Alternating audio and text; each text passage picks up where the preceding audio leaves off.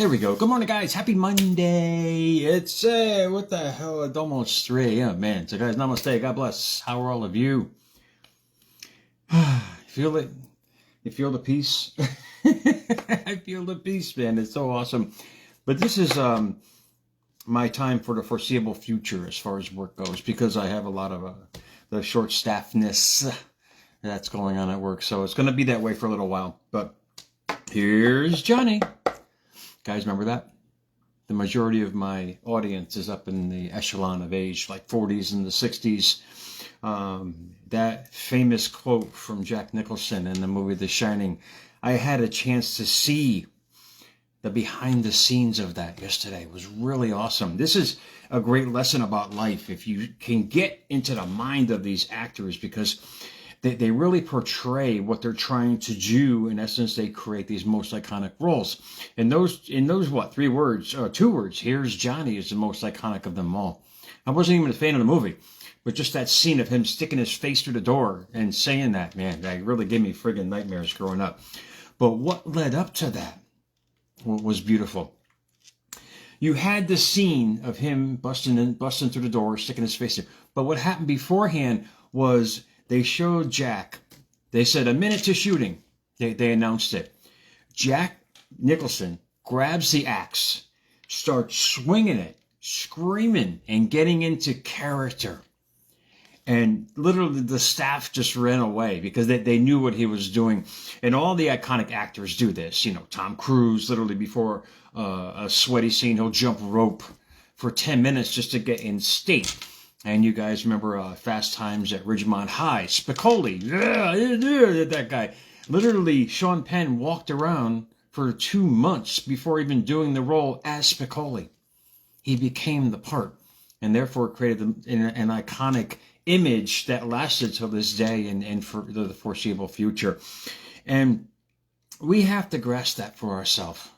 If we want to become something, and I say it all the time here on America's Mentor, you have to become that something in all you do, because there's a law of reciprocity out there. It's almost like the law of karma that will show you the way, but you have to give it your all in all you do. Now the quote box today: work on you, for you, in all ways.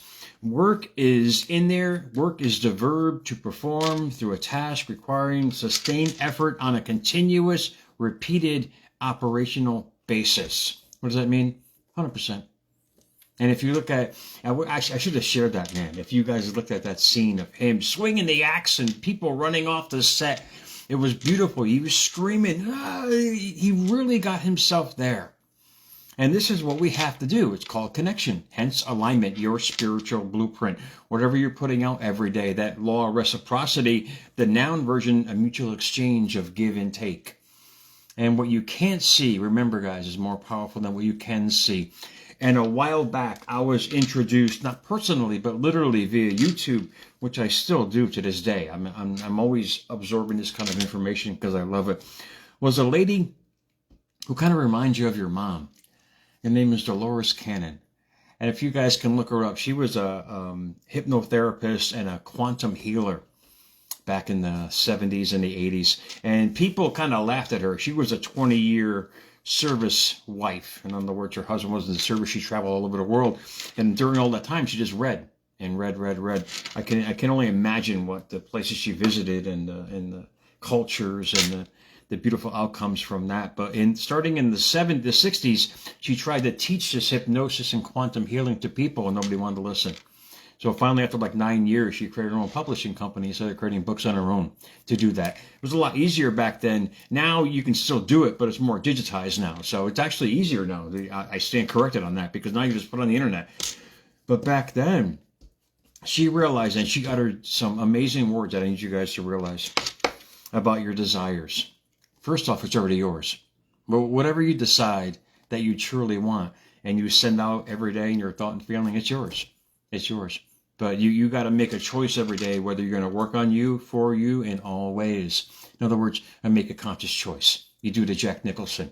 You start getting psycho and start believing in that shit every single day and start reciting that and your affirmations, because what you think about is not necessarily what you bring about. Indeed, we do, but they are prayers as well. Our thoughts and emotions are like hidden prayers that we're sending out every day to this quantum field. Hence, the reciprocity factor kicks in, a give and take. What you send out, you're going to get back. What you sow, you're going to reap. And when you realize that if you give it your all, and it's already yours, it's going to happen, but you have to keep doing it. And after she said it's already yours, there was a big but. Indeed, not mine, or not hers, not anybody. But she was like your mom at the kitchen table just telling you what to do, and it was great. But after she mentioned those words, it's already yours, but your desires don't come from a vending machine. Indeed. Indeed. And I added some words onto that. You know me, Mr. Editor, and I actually got some stuff I'm going to talk to you guys about today. Indeed, your desires don't come from a vending machine. Your desires come from a copy machine. Our thoughts and feelings are basically an invisible copy machine that we send out every single day.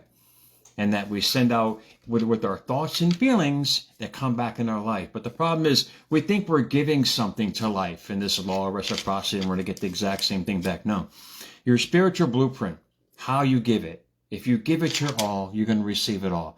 If you give 50%, you're going to get 50%. People have this notion, and a perfect example with love. You know, I think I've been away from I think my marriage ended 13 or 14 years ago. And here's a deal of 100%. I made a pact with myself. I'm going to text my children every single day. And basically I have, with the exception maybe of a sickness or this and that. But every single day, have a good day. Have a good day. Not expecting anything in return. Just giving my all in love. And if you gave your all in your desires, if you gave your all in your spirit, if you gave your all in yourself, the reciprocity law is going to kick in and start giving you that all. But people have this feeling, and this is what I mean. If you're giving something to someone, you expect that in return. But the thing is, a lot of times that they don't understand or they don't get it or they don't want to give it. So what do? You get frustrated. So what do? You stop giving it. You can't. These iconic actors knew they had to master the part before they even became the part. You got to keep doing that in whatever desires you want. If you want love, you have to give it your all no matter what. If you want success, you have to give it your all no matter what. If you want peace, you have to be in it to give it your all, to receive it all in life. Does that make sense? And Scripture really got that messed up. They really did. And I say it with all due respect, and because the Bible and Scripture was edited out, I can't tell you how many times. I mean, the Gospel of Thomas, was a Greek prophet back then. He noted heart and mind. If you connect it, you're going to connect with this amazing thing called God. Well, God is the universe. God is your own soul. You're connecting with yourself. You're connecting with your creator. They had that eliminated from the Bible. They edited this thing so many times. And I'm going to edit it for today. I'm going to edit my part today because I help you guys understand what they were telling us may be taken the wrong way, because it'll get people angry because they're not receiving their desires. And Luke 6:38 said, give, and it will be given. Give what, meatball? What are we supposed to give? Give what? So what I did my little edit for America's Mentor here, and I did it in don't get me wrong, it's a respectful thing. But this is what I mean about them editing what had happened. The popes back then in the 1600s, I think it was Martin Luther edited the Bible like 15 different times during his reign in the 1600s. This is what I mean. It set off the chain of events that really hurt people from getting what they truly desired and realize the God that we all have in us to create what we want for us. And Luke 38 said, give it and it will be given. Like I said, give what? Deniro, give it your all and all will be given. That's basically the secret. It's you turning into that Jack Nicklaus, per se, kind of mentality of getting into your character, what you want to bring every single day. Get into that love character. Get into that success character. Actors are amazing and they're trained to become something that they are not. I'm here to say you can become anything you want. But the problem is you have to be that. You never get what you want in life because that comes from a sense of missing. As Wayne Dyer said, you can only get what you are. So if you're love 100% of the time and giving love in all you do, in your work, in your life, in your feelings, and giving away whatever you want in life, you can only receive that back. Does that make sense? You get what you are. And if you really can grasp that for your own logic in life, when you realize that you'd be giving everything only half. Well, if you live by the notion of Luke 6:38, give and will be given, give what? Well, what are we supposed to give? It's a really simple setup for yourself. It's a simple explanation that if you give it your all in all you do, all good will come back to you. The law of reciprocity in action, it's a mutual exchange. That noun version of reciprocity goes wholeheartedly with whatever you're trying to create. Every thought and feeling is basically a silent prayer. So if you don't believe in what you're trying to give, it's really going to hurt the outcome. You may get it, but eventually you may get it. And you got to understand, you're a power source. How bad do you want it? How bad do you want your desires? How bad do you want your outcomes in life? It depends on you not understanding that life is not a vending machine, but a copy machine of your thoughts and your feelings. And if you can grasp that for yourself, and you can really understand how truly powerful you are, indeed, what they were saying was correct. Luke was correct. Give and it will be given, indeed. But to the mind of not understanding it, it's say, give what? Just be the best you.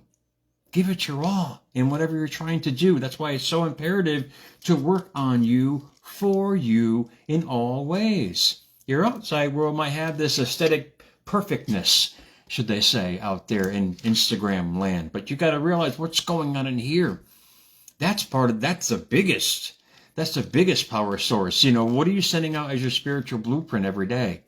Those spiritual footprints of thought that you keep sending out every day. This is the age group that I love. I love the fact that I'm dealing with the 40s and the 60s. Granted, everybody's invited, you know, but the point being is we've been there and we've done that. And all of us, and a lot of us now, are going to this transformation stage in our life, which is fantastic because we're doing what we want, we're going where we want to go, we're being who we want to be, indeed. But how bad do you want to be, is my question. Because you can only get what you are. And if you keep doing that every single day, you cannot help but only to manifest that, which is fantastic because you give yourself exactly what you've always wanted to be. Because we were brought up back then, the 40s and 60s back then, we were told what to do instead of what we wanted to do. And I'm not saying that it's not different for anybody else who's younger and or older, but the point being is I'm going by my experience and the people that I interact with as far as the age group and everything else. They're all just starting to be who they've always wanted to be. Therefore attracting what they've always wanted to be in life. And if you understand that you're just the inside here, like the behind the scenes of the acting part that we're putting on the outside show, you realize where you're going. You realize that you're as much a fucking prize as anybody else. And you can have what you want. You can be what you want. You can create what you want. But you got to realize you have to be that in all. You have to be it. You have to give it your all to receive it all. The law of reciprocity can only give you what you give it. It's a mutual exchange, a spiritual dance of this tapestry of that you're creating every single day. The artwork, the canvas that you're painting of yourself. And if you can grasp that in your life, you'll realize there will be no more roadblocks in your life, man. There will be no more obstacles because you know where you're going. That's the best peace of mind, when you know where you're going by your desires and you've anchored them in your thoughts and your feelings every single day. So think about it for yourself. On this Monday, guys, America's Mentor. I got to go to work, man. _radio on Instagram, at America's Mentor on Twitter, at America's Mentor on YouTube. Remember, give it your all, and all will be given. You have the power. We're all this amazing gift. We have this amazing gift of ourselves that the world is just waiting to see. But you got to stop giving half of it. You got to stop giving a third of it or a quarter of it. Give it your all.